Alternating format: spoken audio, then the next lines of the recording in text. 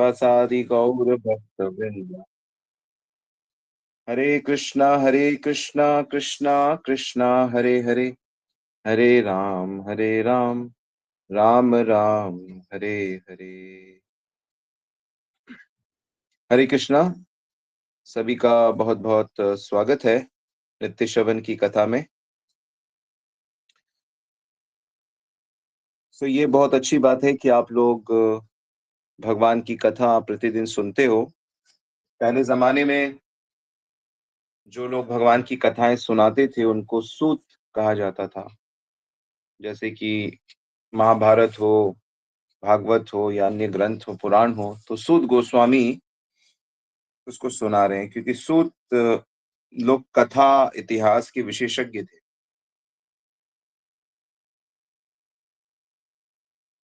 धीरे धीरे कथा से धीरे धीरे रेडियो का आविष्कार होता है। रेडियो के बाद टेलीविजन, टेलीविजन के बाद देखना, देखने में नाटक, गीत, ये सब फिर हावी होते चले गए।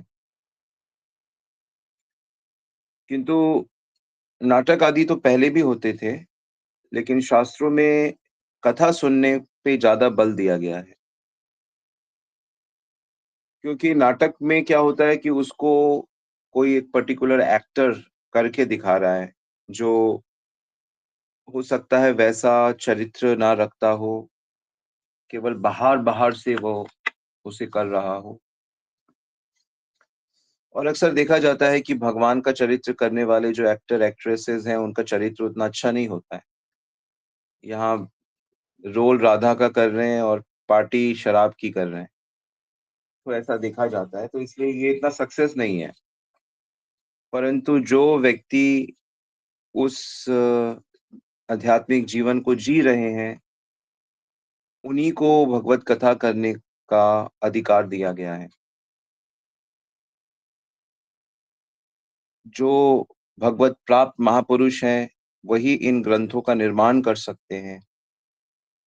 चाहे वाल्मीकि हों, तुलसीदास हो, वेदव्यास जी हों, वृंदावन दास ठाकुर हों, कृष्णदास कविराज हों, बिल्व मंगल हो, जयदेव गोस्वामी हो, रूप गोस्वामी, सनातन गोस्वामी, नरोत्तम दास ठाकुर, तो जितने भी महापुरुषों के मैंने नाम लिए, ये सब भगवत प्राप्त हैं। और भगवत प्राप्त पुरुष के द्वारा ही, पुरुष मतलब माताजीस भी हैं इसमें, भगवत प्राप्त पर्सनालिटी ही भगवान की यश को एक्चुअली में गा सकते हैं और उसको ठीक से प्रेज़ेंट कर सकते हैं। तो आज के ज़माने में लोगों के अंदर ये चरित्र नहीं है कि हमें भगवान के बारे में सुनना है और रेगुलर सुनना है। ऐसे सुनना, कभी-कभी सुन लिया, कभी मंदिर गए, कोई प्रवचन चल रहा है, थोड़ी देर बैठ गए, उसमें भी बच्चे आपके ऊधम मचा रहे हैं, या आपके घर में कभी कोई कीर्तन हुआ तो किसी भक्त ने कुछ कथा कर दी, या किसी ने कोई भागवत का या गीता का आयोजन किया तो आपने 1-2 दिन उसे अटेंड कर लिया। वास्तव में ये सुनना कोई सुनना नहीं है। आप इसमें से कुछ नहीं सीख पाओगे।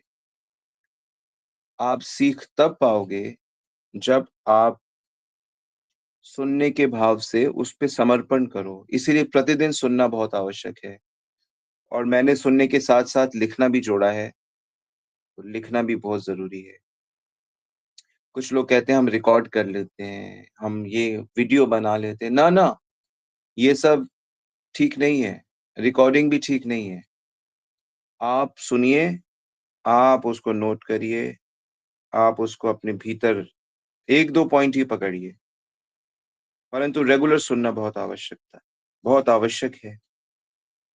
बहुत से लोग ऐसा कहते हैं कि अरे जो पुराने-पुराने ग्रंथ लिखे गए हैं, हज़ारों साल पहले, रामायण, महाभारत या पुराण, ये सब आज के ज़माने में ये बहुत बड़ा गैप है।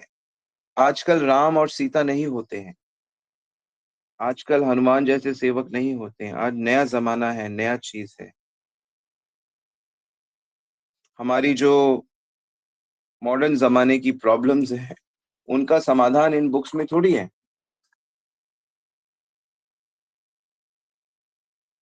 लेकिन महापुरुष तो महापुरुष हैं, वो तो सब जानते हैं, वो तो जानते हैं कि कलयुग के हम लोग कैसे हैं, हमारी शंकाएँ क्या हैं। अरे एक-एक चीज़ जानते हैं, ये सब त्रिकालदर्शी हैं। भगवत प्राप्त जो पुरुष होते हैं, जो लोग होते हैं, उनको सब पता है, उनको सब पता है। क्योंकि वो जिसको भगवान की प्राप्ति हो गई, उसको सारा ज्ञान हो गया है। आप उससे कुछ छुपा नहीं सकते हो। आप अपने अज्ञान को भी नहीं छुपा सकते उससे। तो भगवत प्राप्ति का तो मतलब ही ये होता है, उसको सारा ज्ञान हो गया है, जो हमेशा रहने वाला है, अविनाशी बन गया है वो तो, और उसे समस्त आनंद की प्राप्ति हो गई है। भगवत आनंद, 3 तरह का आनंद होता है, जड़ आनंद, ब्रह्मानंद और प्रेम आनंद, भगवत आनंद।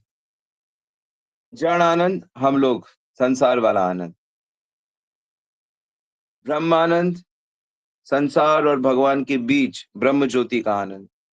प्रेम आनंद, भगवत प्रेम का आनंद, भगवत प्राप्ति का आनंद। तो हम लोग को जड़ आनंद से प्रेम आनंद को चुनना है। तो जो ये ग्रंथ है, विशेष करके जो भागवत है या रामायण है या रामचरितमानस है या भगवत गीता है, तो इसकी तुलना तुलसीदास जी बड़ी सुंदर तरीके से कैसे करते हैं? पूछहु रघुपति कथा प्रसंगा, सकल लोक जग पावनी गंगा। तो गंगा माता से अपने ग्रंथों को कंपेयर करते हैं। गंगा बहुत प्राचीन है या गंगा बहुत नवीन है? आप बताइए। जैसे कोई सरोवर है, सरोवर का जल थोड़े समय में पुराना पड़ जाता है, उसमें से बदबू आने लगती है, उसमें उसे पीने का मन नहीं करेगा, नहाने का मन नहीं करेगा। लेकिन गंगा जी की बात ही कुछ अलग है। गंगा को देखते ही बहुत सी कथाएँ याद आने लगती है। गंगा में स्नान करके ऐसा लगता है कि हमने भी उसी जगह स्नान की, उसी महान गंगा में स्नान किया जिसे भगीरथ लेके आए, जिस गंगा को भगवान राम ने पार किया, जिस गंगा में भगवान श्री कृष्ण ने स्नान किया। नदियों की यही एक विशेषता है। मुझे याद है जब हम चित्रकूट गए, तो चित्रकूट में एक स्थान है अ, राम घाट करके। तो कहते हैं कि वहाँ पे भगवान राम ने डुबकी किया था, स्नान किया था और करते ही रहते थे। तो वहाँ पे जाकर ऐसा लगा कि अरे! ये तो वही पवित्र स्थान है, वही नदी है। जबकि नदी तो हर क्षण बदल रही है, हर क्षण परिवर्तित हो रही है।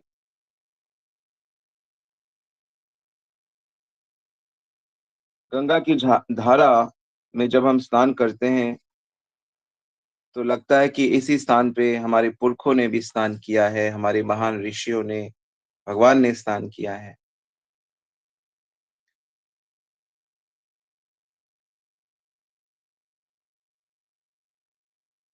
तो गंगा जी जैसे सबका भला करती है, वैसे ही कविता या ग्रंथ ऐसे होने चाहिए जो सबका भला करें।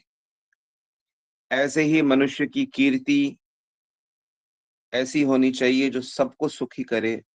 मनुष्यों का पास जो संपत्ति है, ऐश्वर्य है, वह सबके भले के लिए होना चाहिए।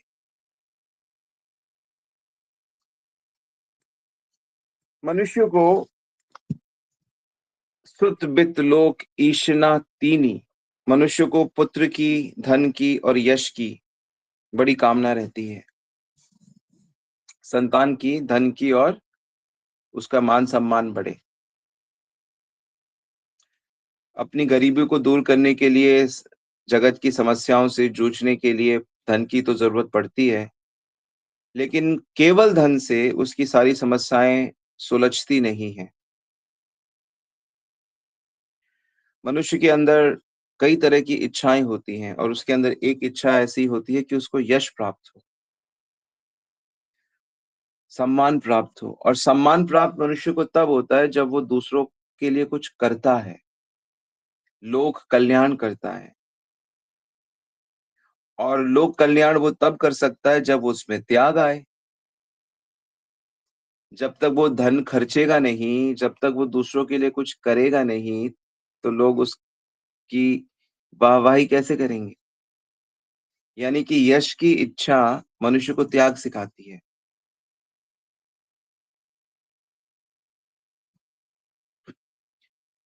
तो भगवान की जो कथा है, ये इतनी दिव्य है कि अगर कोई व्यक्ति इसको अपने जीवन का अंग बना ले, इसको अपने जीवन का आधार बना ले, तो ये भगवान की कथा कृपा करना प्रारंभ करती है।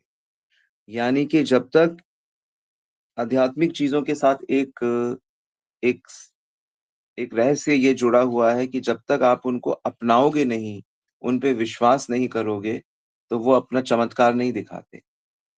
चाहे वो गुरु हो, चाहे वो भगवान की मूर्ति हो, चाहे वो भगवान का नाम हो, चाहे वो भगवान की कथा हो, कुछ भी हो, तो उन पे विश्वास, भरोसा रखना होता है। तो कई बड़ी इंटरेस्टिंग चीज़ें हैं इस भरोसे के उसमें, जैसे कि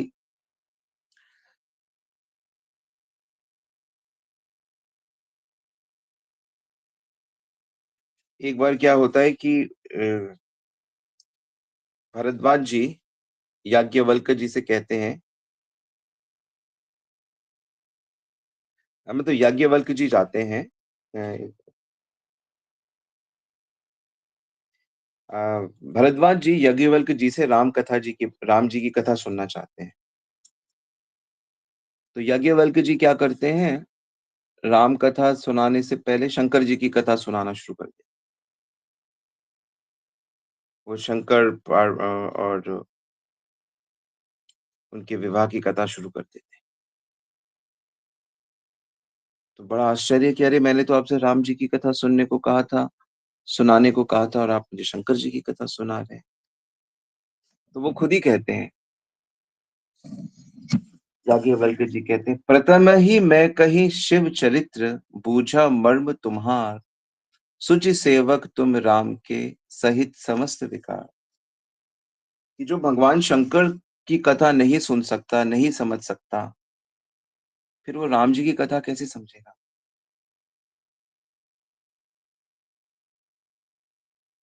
मतलब भगवान शंकर और पार्वती, ये जो कैरेक्टर हैं 2, ये बड़े गजब के हैं। ये पूरे भौतिक जगत की देवी कौन है? पार्वती तो है। दुर्गा का रूप पार्वती है। महादेव के साथ वो इस भौतिक जगत की स्वामिनी है। इस भौतिक जगत को सँभाले हुए हैं। लेकिन इन दोनों का जो कैरेक्टर है, वो बड़ा गजब का है। ये दोनों एक अंदर अंदर के जगत और एक बाहर के जगत को रिप्रेजेंट करते हैं। हम सब बाहर के जगत को अनुभव करते हैं, जो बाहर से हमारे सब कुछ जो कुछ दिख रहा है हमको, लेकिन इनके पीछे एक अंदर का जगत है, जिसे अंतर जगत कहते हैं, और अधिकांश लोग इसको समझते नहीं हैं। और जब तक हम इस अंदर के वर्ल्ड को नहीं समझेंगे, हम सबके अंदर एक संसार है ना,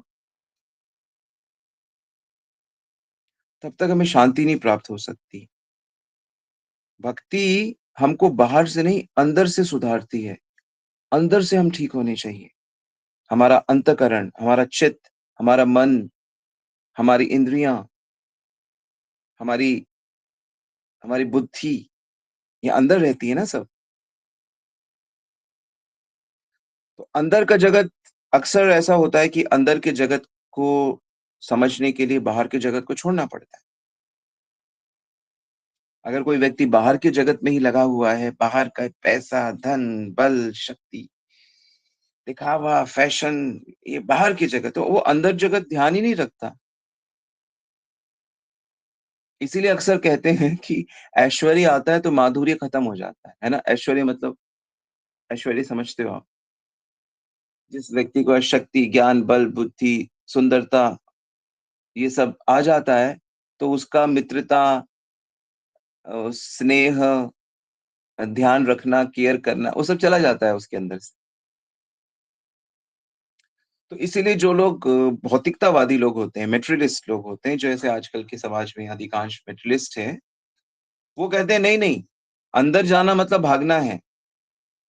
ये कोई एक बाहर अंदर का कोई जगत तुमने ऐसा माना हुआ है। भई समाज की जो समस्याएँ हैं, वो बाहर ही तो उसकी समस्याएँ सुधरेंगी।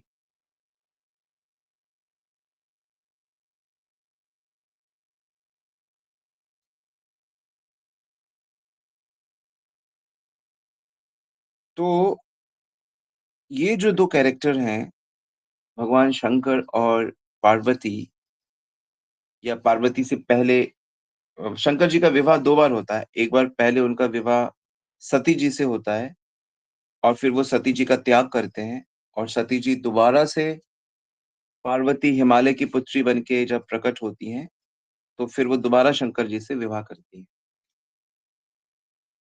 तो पहला विवाह सती रूप से होता है, दूसरा पार्वती से होता है और पहले में वो शंकर जी उनका त्याग करते हैं।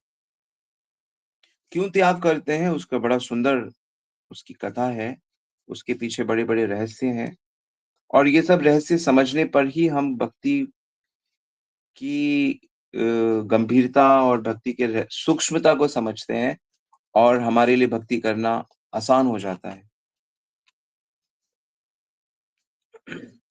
तो जैसे हम भगवान तक नहीं पहुँच पाते आसानी से, तो भगवान अवतार लेकर नीचे आते रहते हैं, अपने भक्तों को आनंद देने के लिए, अपनी भक्ति का प्रचार करने के लिए, अपना यश फैलाने के लिए भगवान अवतार ऊपर से वैकुंठ धाम से नीचे आते हैं।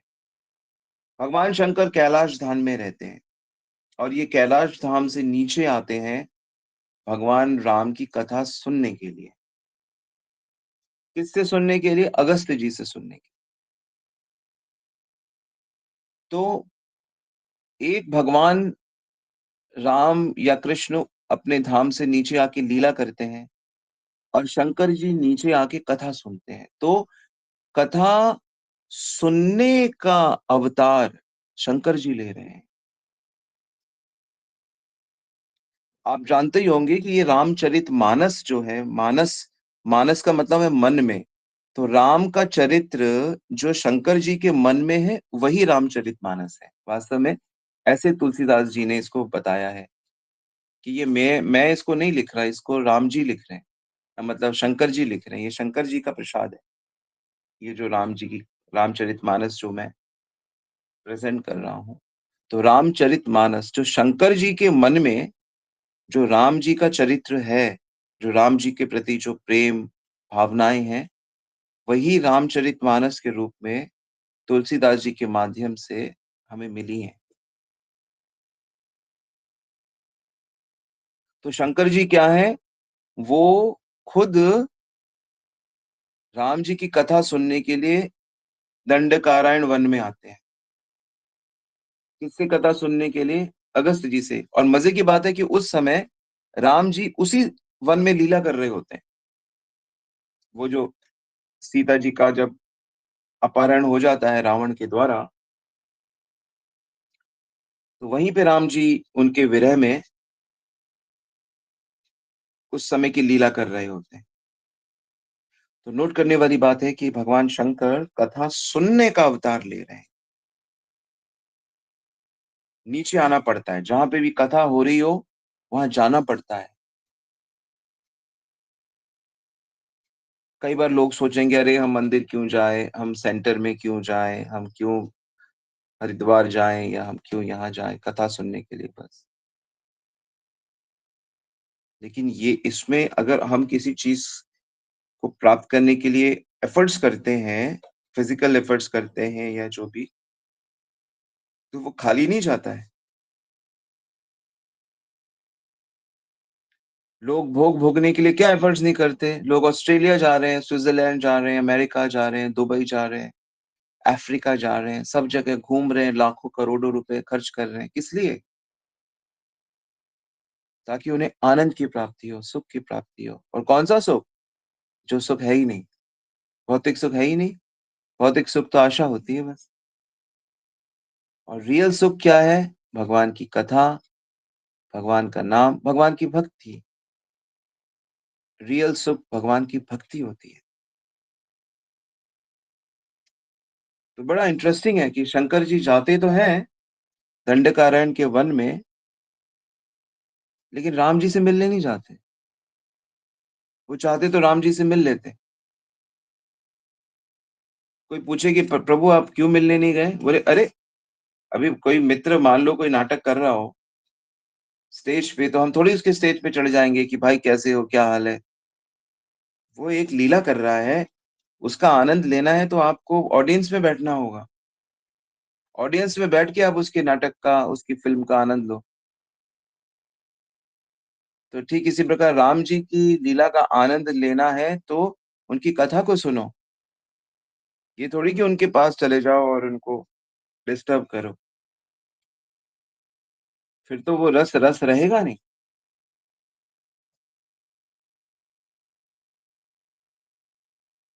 तो राम जी के चरित्र को देखकर, उनकी लीलाओं को देखकर लोग भ्रमित हो जाते हैं। लेकिन जब उनकी कथा सुनते हैं, जब भगवान की कथा सुनते हैं, जैसे कृष्ण की लीला कोई समझ ही नहीं पाता है। लोग तो बस आक्षेप करते हैं, अरे सीता जी को छोड़ दिया, अरे इतनी सारी गोपियों के साथ रास रचा लिया, अरे कर्ण को ऐसा कर दिया, दुर्योधन को ऐसा कर दिया। तो लीला से कुछ पता नहीं चलता है। जब लीला की किसी गुरु वैष्णव के द्वारा जब वो कथा होती है, चर्चा होती है, तब पता लगता है।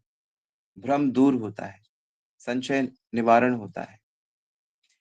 इसीलिए श्रवण करना, रेगुलर श्रवण करना हमारे जीवन का अंग होना चाहिए।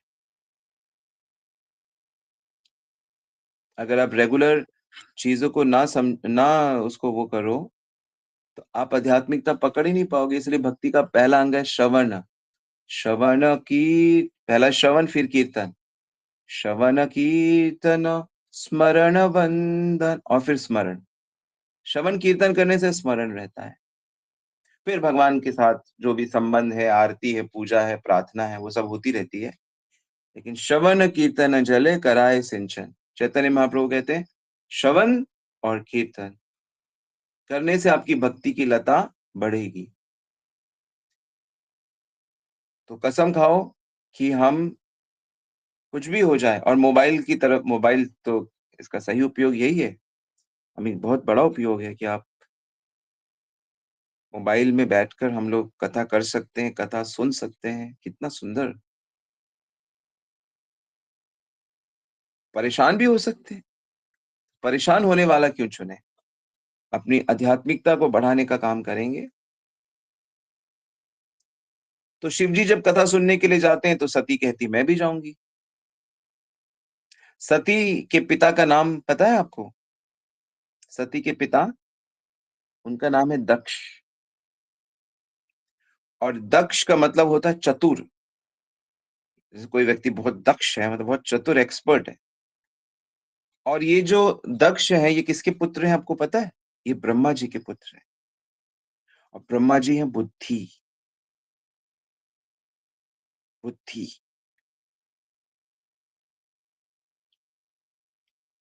तो दक्ष की बहुत सारी कन्याएँ होती हैं, ऐसे कुछ मेरे ख्याल से 27 डॉटर्स थी शायद, या उससे भी ज़्यादा, 60 कन्याएँ थीं। तो इसमें इनको सबसे प्रिय थी ये सती, सबसे प्रिय। तो इन्होंने सोचा इसका विवाह किससे करूं? तो इन्होंने अपने पिता से पूछा, तो पिता ने कहा इनका विवाह शंकर से करो, शिव जी से करो।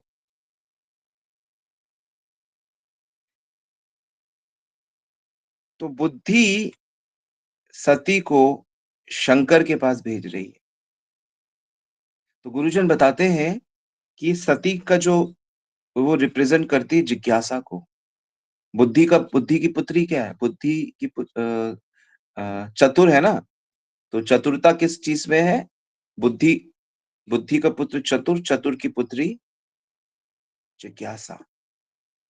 जिज्ञासा शांत होती है विश्वास के पास जाके। तो शंकर जी विश्वास के स्वरूप हैं, फेथ। भवानी शंकर वंदे श्रद्धा विश्वास रूपिणो। भगवान शंकर मूर्तिमान विश्वास है।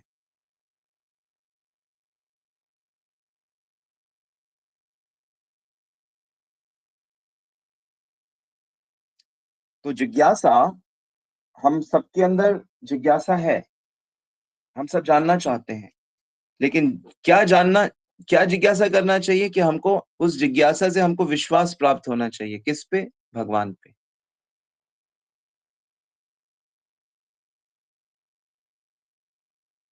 व्यक्ति जब बुद्धिमान होता है तो उसके अंदर जिज्ञासा का जन्म होता है। जिज्ञासा मतलब जानने की इच्छा। और जानने की इच्छा बहुत अच्छी है। तो जिज्ञासा का स्वामी कौन होना चाहिए? तो ब्रह्मा जी कहते हैं शंकर से बढ़कर कोई इसका स्वामी नहीं है। जिज्ञासा का समाधान विश्वास के द्वारा होता है, बुद्धि के द्वारा नहीं।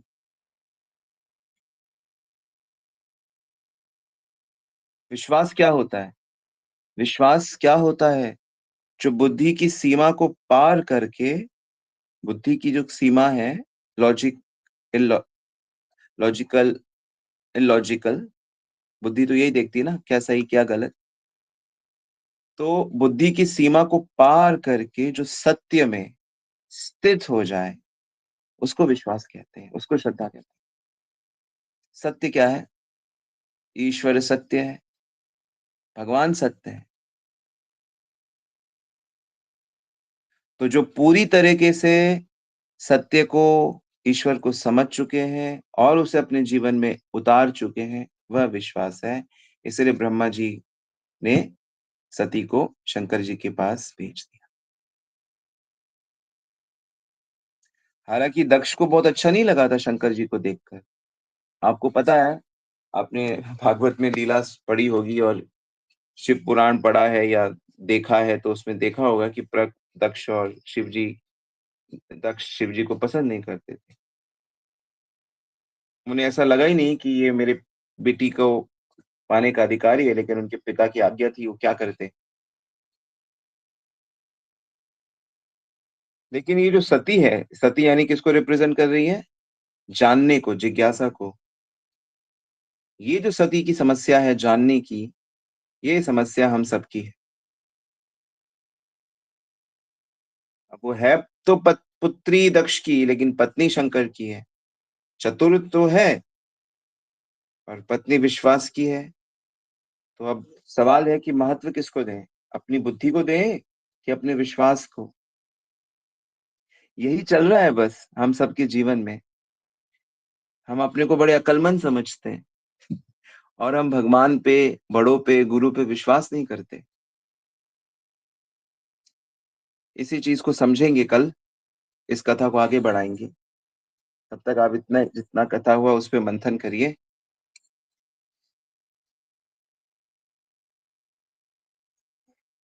हरे कृष्णा। यस, कोई प्रश्न है तो आप पूछ सकते हैं, एक आध प्रश्न। आशा करता हूँ ये कथा इंटरेस्टिंग लगेगी, और कथा तो है ही बहुत अद्भुत। रामनवमी आने वाली है और हनुमान जी का भी जन्मदिन आने वाला है, तो थोड़ा हम राम जी के इसमें चर्चा करेंगे।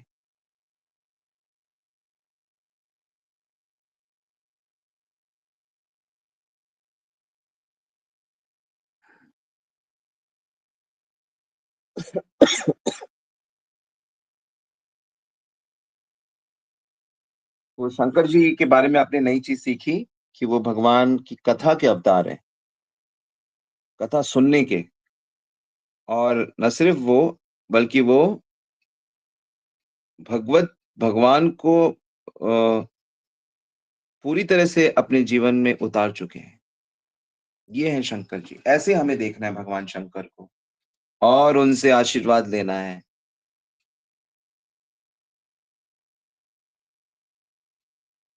मैं सुन रहा था एक आचार्य को वो ऐसे गा रहे थे, हर हर, हर हर महादेव प्रेम भक्ति वर दे, हर हर महादेव प्रेम भक्ति वर दे। हे महादेव हमें प्रेम भक्ति का वर दो। हर हर महादेव प्रेम भक्ति वर दे। तो महादेव यानी कि वो परम वैष्णव है, वो भगवत प्रेमी हैं, तो वो हमको वरदान देंगे कि करो भगवान से प्रेम। तो ऐसे हमें भोलेनाथ को देखना है और उनका आशीर्वाद लेना है और उनकी छत्र छाया में रहना है।